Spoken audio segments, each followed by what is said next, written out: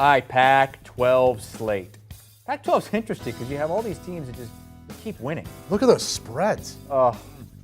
Even the top 25 matchup, a Washington team that's playing pretty good, they're still laying 13.5, getting 13.5, I should say, at Oregon. But you got Oregon, USC, and UCLA all sitting there with one loss overall. Utah has 2 losses overall, but just 1 in conference play, and they're the team to beat USC this season. Let's start with that top 25 matchup.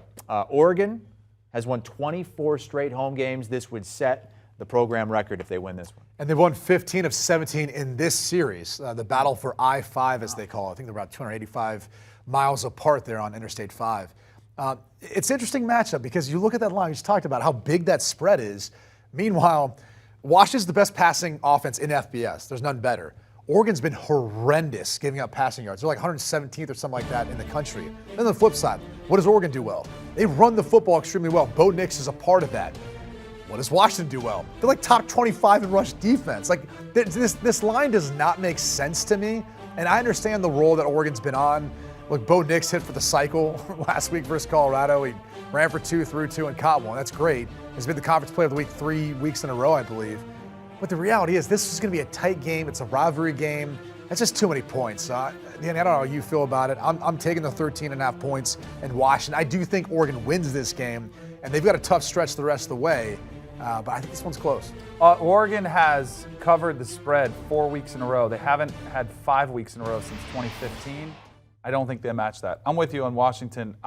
Michael Penix is playing great. He's flourishing in this offense. I think they'll be able to light up this Oregon Ducks defense.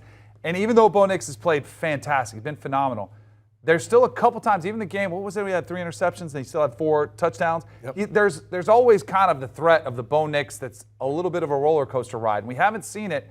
I wonder if it comes out in this game. I think Oregon wins, but I think Washington keeps it close. I think this is more of a 7 to 10 point type of game.